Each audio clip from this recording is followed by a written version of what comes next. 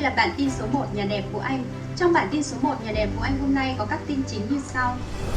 Đầu tư bất động sản khu vực nào trong mùa dịch? Hãy cùng nghe các chuyên gia nhận định để từ đó có những chiến lược đầu tư đúng đắn. Chốt phương án làm cao tốc 36.000 tỷ đồng nối thành phố Hồ Chí Minh với huyện Trơn Thành, tỉnh Bình Phước. Diễn biến bất ngờ của thị trường bất động sản tháng 4, tâm lý vào thị trường của người mua cũng như tình hình hoạt động ở hầu hết các phân khúc đều ghi nhận những diễn biến tích cực. Quản chặt việc thu thuế cho thuê căn hộ tại Hà Nội và thành phố Hồ Chí Minh. Việc siết thuế cho thuê căn hộ tại thành phố lớn là Hà Nội và Hồ Chí Minh của Cục Thuế là cần thiết. Tuy nhiên, để đi vào thực tế, cần có lộ trình phù hợp và chính sách công bằng hơn. Báo Đầu tư số ra ngày 19 tháng 5 2021 đưa tin.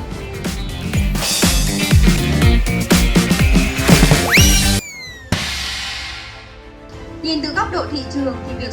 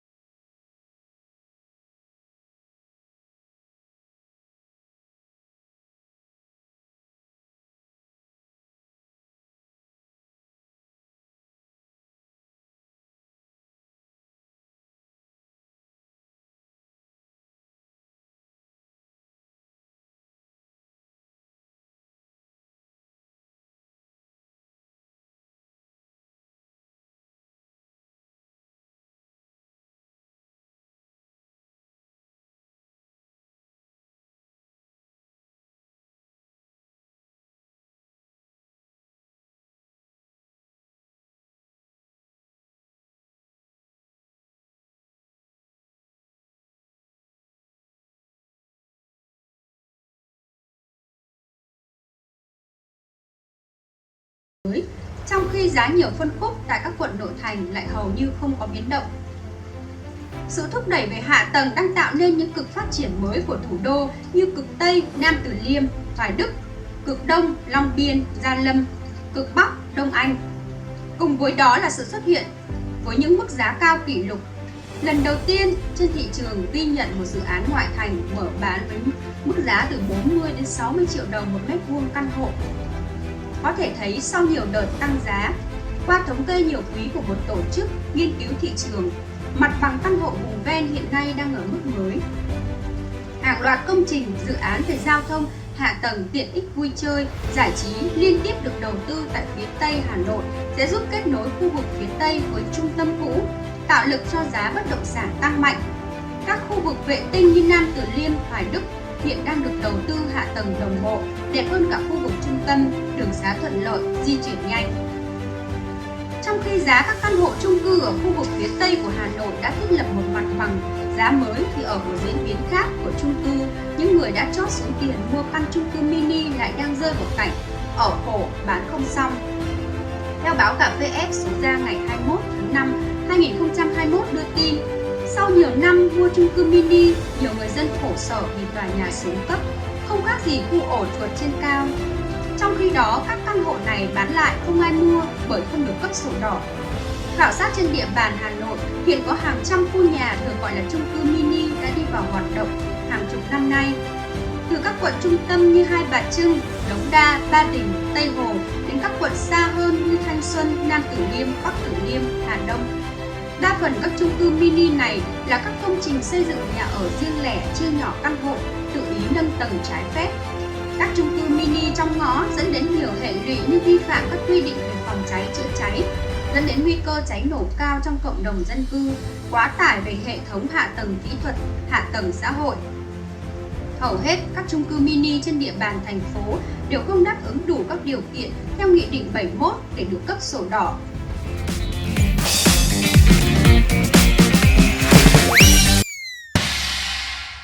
Cũng theo báo Cà Phê F số ra ngày 21 tháng 5 2021, mới đây Thủ tướng đã yêu cầu Ủy ban Nhân dân tỉnh Bình Phước phối hợp với Ủy ban Nhân dân tỉnh Bình Dương, Ủy ban Nhân dân thành phố Hà Nội báo cáo Hội đồng Nhân dân cấp tỉnh, thành để đồng thuận giao cho Ủy ban Nhân dân tỉnh Bình Phước là cơ quan có thẩm quyền thực hiện dự án cao tốc Thành phố Hồ Chí Minh - Thủ Dầu Một - Trơn Thành có kinh phí dự kiến hơn 36.000 tỷ đồng, giai đoạn 2021-2030, tầm nhìn 2050. Dự án dài 70 km, rộng 60 m, bắt đầu từ Trơn Thành, tỉnh Bình Phước đến nút Gò Dưa, thành phố Hồ Chí Minh. Công trình quan trọng này nhằm kết nối giao thông giữa tỉnh Bình Phước, Bình Dương với thành phố Hồ Chí Minh, tạo động lực phát triển cho vùng kinh tế trọng điểm phía Nam. Việc chú trọng phát triển cơ sở hạ tầng, đầu tư công của chính phủ là một bước đi đúng đắn, là nhân tố chính giúp cho thị trường bất động sản trở nên sốt nóng trong thời điểm dịch bệnh này. Tâm lý và thị trường của người mua cũng như tình hình hoạt động ở hầu hết các phân khúc đều ghi nhận những diễn biến tích cực. Theo báo Cà phê F số ra ngày 21 tháng 5 2021 đưa tin. Cụ thể, ở phân khúc đất nền, trong tháng 4 cả nguồn cung và tỷ lệ tiêu thụ đều tăng trưởng hơn tháng 3. Trong tháng 6 có 1.620 sản phẩm đất nền đến từ 13 dự án được đưa ra thị trường. Nguồn cung này tăng 2,9 lần so với tháng 3 năm 2021. Nếu tháng 3 thị trường Long An dẫn đầu nguồn cung thì đến tháng 4 năm 2021, Đồng Nai lại là khu vực dẫn đầu nguồn cung và đất nền, chiếm 45% nguồn cung mới toàn thị trường. Ở phân khúc căn hộ có sự tăng trưởng tích cực trong tháng 4 năm 2021 với 3.620 căn được bán ra, tăng 2,8 lần so với tháng 3.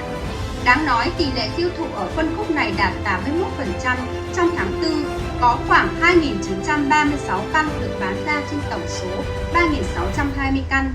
Tuy vậy, có vấn đề ở phân khúc này là việc bất cân xứng nguồn cung. Nếu nguồn cung ở thành phố Hồ Chí Minh và Bình Dương chiếm chủ đạo trong tháng 4 năm 2021 thì tại Đồng Nai, Long An hay Bà Rịa Vũng Tàu, nguồn cung căn hộ đang bị hạn chế. Ở phân khúc nhà phố, biệt thự trong tháng 4 năm 2021 ghi nhận 1.844 căn bán ra, nguồn cung này cũng tăng 2,3 lần so với tháng 3 năm 2021. Lượng tiêu thụ được 929 căn, gấp 5,5 lần so với tháng trước đó. Ở phân khúc bất động sản nghỉ dưỡng cũng ghi nhận tích cực ở nguồn cung ở loại hình condotel và biệt thự nghỉ dưỡng.